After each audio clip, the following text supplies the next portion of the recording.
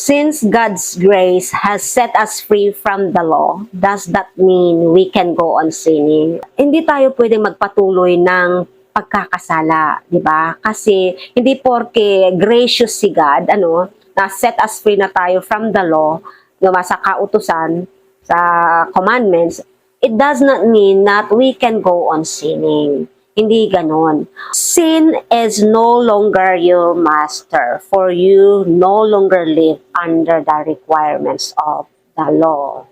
Ang linaw, sin is no longer your master. Hindi mo na master ang sin. Hindi mo na amo ang sin. Hindi mo na boss ang sin, ang kasalanan.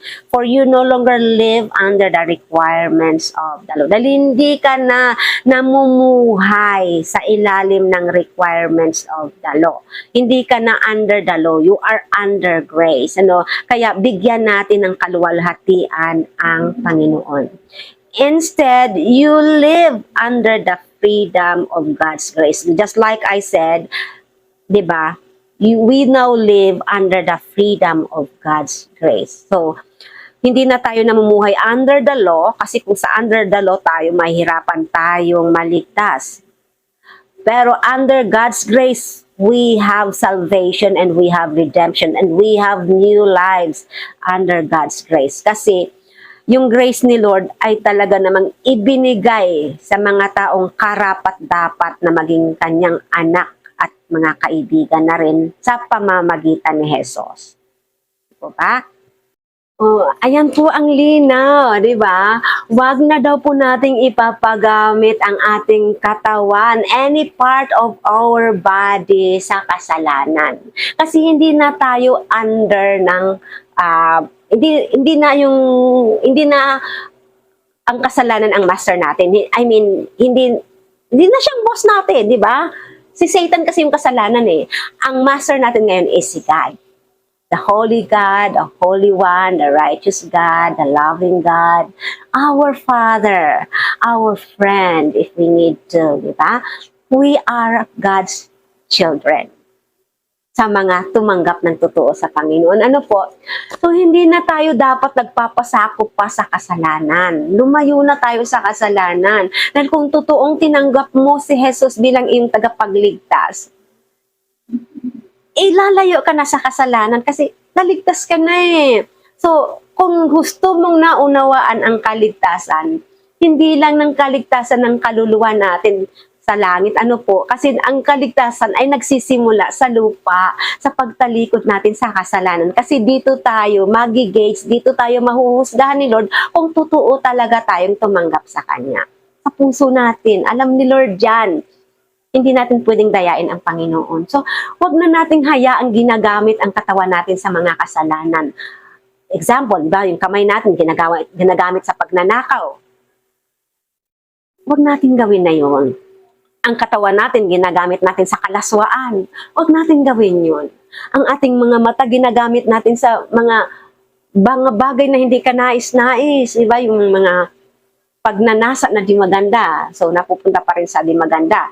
Yung mga tingin na mapanglokong tingin, mapang-insultong tingin, kasalanan yon. Yung bibig natin, wag na natin gagamitin sa kasalanan ng mga pagmumura. Wag na tayong nagmumura po kasi hindi ka nais-nais.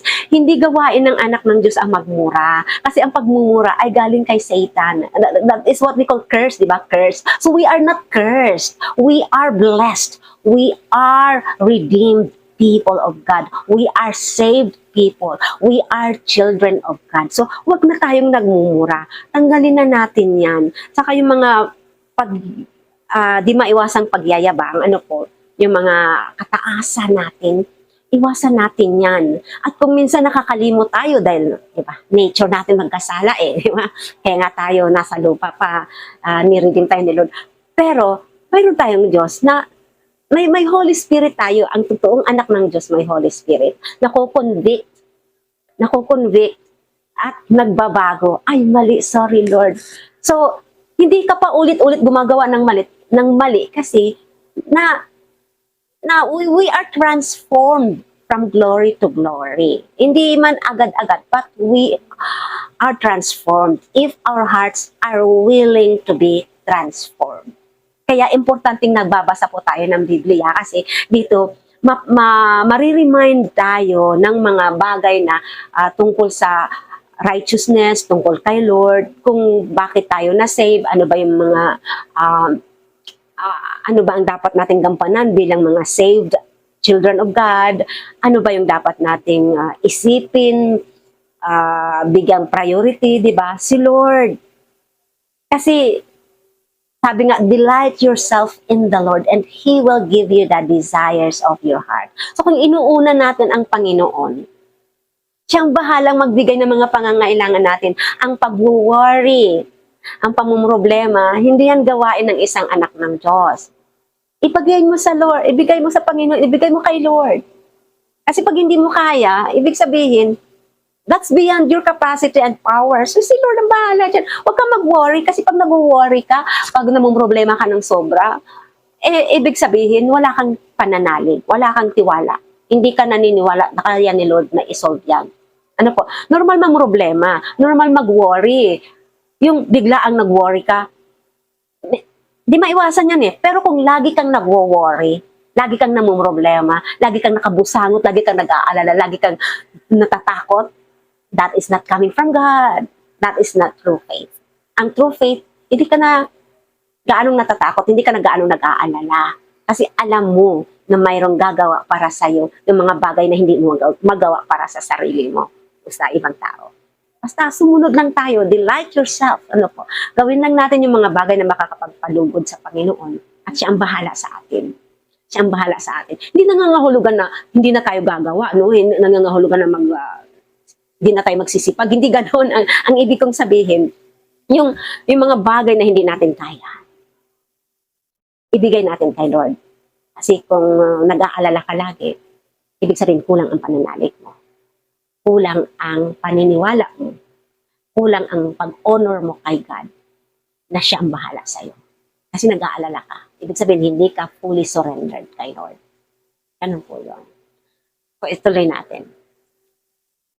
Okay, tuloy po natin. Ito po, ito ang linaw po. Dito na tayo sa verse 15. Romans 7 po tayo, ano? Verse 15. Well then, since God's grace has set us free from the law, does that mean we can go on sinning? O di ba tulad ng pinapaliwanag ko kanina, na hindi tayo pwedeng magpatuloy ng pagkakasala, di ba? Kasi hindi porke gracious si God, ano, na set us free na tayo from the law, sa kautusan, sa commandments, it does not mean that we can go on sinning. Hindi ganon. Of course not, di ba? Alinaw dito. Of course not. Don't you realize that you become the slave of whatever you choose to obey? Di ba?